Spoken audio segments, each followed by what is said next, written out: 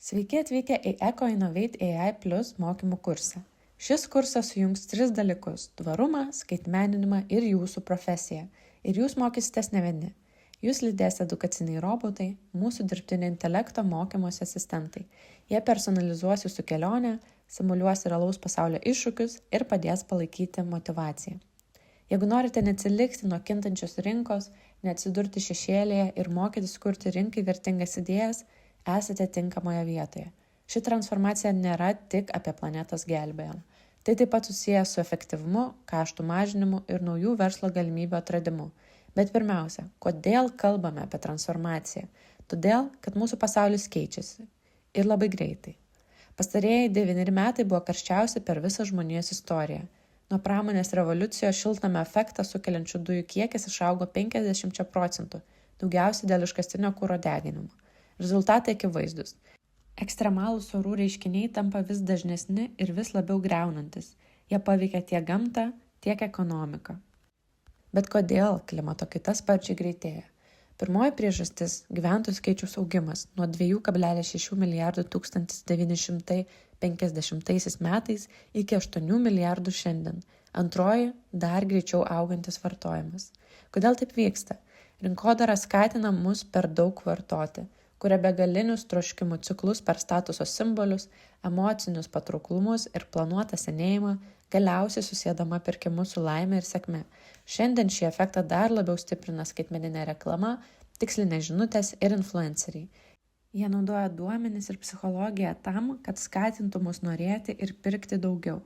Todėl vis sunkiau atskirti poreikius nuo norų. Ir nors vartojimas susijęs su gerove, kuo geriau gyvename, tuo daugiau perkame, naudojame, išmetame ir teršime. Štai kur slypi problema. Pasaulis išnaudoja išteklius per greitai. Jeigu visi gyventume kaip europiečiai, mums reiktų beveik 3 Žemės planetų. 2025 metais pasaulinė Žemės perviršio diena užfiksuota Liepos 24 dieną. Ši diena reiškia, kad nuo tos datos žmonija jau suvartoja visą metų ekologinių išteklių biudžetą. Nuo tada gyvename ekologinėme deficite, naudodami resursus, tokius kaip švarus vanduo, greičiau nei Žemė spėja juos atkurti. Klimato kaita jau dabar mus veikia, o jos poveikis tik didės. Pažiūrėkime kaip. Įsivaizduokite, jei mūsų planeta karščiuotų. 2024 metais buvo užfiksuota aukščiausia temperatūra istorijoje – 1,55 laipsniai Celsijaus virš priešindustrinio lygio. Prieš 60-70 metų planeta jau buvo maždaug 1 laipsniu Celsijaus šiltesnė nei tada, kai jūsų proseneliai gyveno pirmųjų fabrikų ir garo variklių laikais nuo 1850 iki 1900 metų. Ši planetos karštinė jau kainavo $2 trilijonus per pastarąjį dešimtmetį vien dėl ekstremalių oro reiškinių. Tai reiškia maisto kainų augimą, kurį sugelia derliaus nuostoliai dėl ekstremalių orų, išaugusias energijos kainas, kai audros pažeidžia elektros infrastruktūrą, didesnės medicinos išlaidas susijusias su sveikatos problemomis karščių bangų metu ir panašiai. Yra 2 dalykai, kuriuos galime daryti. Arba mažinti poveikį, arba prisitaikyti prie pasekmių. Poveikio mažinimas reiškia kovą su priežastimis, emisijų ir taršos mažinimą, o adaptacija reiškia reagavimą į pasekmes, apsaugą nuo karščio, potvynių, audrų. Prevencija visada yra pigesnė nei prisitaikymas, todėl geriau mažinti poveikį, nei mokėti už pasekmes. Ir būtent dėl to mums reikia tvarumo. Jis padeda patenkinti šiandienos poreikius taip, kad ateities kartos galėtų patenkinti savuosius. Vienas galingiausių tvarumo įrankių – žiedinė ekonomika. Tai yra sistema, kurioje gaminame mažiau, naudojame ilgiau, taisome, dalijamės ir perdirbame. Čia matote 3 supaprastintas schemas – linijinės ekonomikos, perdirbimo ekonomikos ir žiedinės ekonomikos. Skirkite keletą sekundžių peržiūrėti jas. Linijinė ekonomika – tai imk, naudok, išmesk modelis. Išgaunami žaliavų ištekliai, gaminami produktai, jie naudojami ir išmetami. Šis modelis lemia išteklių nykimą, taršą ir klimato kaitą. Tuo tarpu žiedinė ekonomika veikia kitaip. Medžiagos ir gaminiai naudojami kuo ilgiau, taisant, pakartotinai naudojant, atnaujinant ir perdirbant. Čia atliekos tampa ištekliumi, o vertė kuriama vėl ir vėl. Pereiti prie žiedinės ekonomikos verta dėl daugelio priežasčių. Jis saugo aplinką, mažindama atliekas, emisijas ir taršą, įtaupo išteklius, nes medžiagos naudojamos pakartotinai ir kuria naujas žalias darbo vietas ir skatina tvarių verslų inovacijas.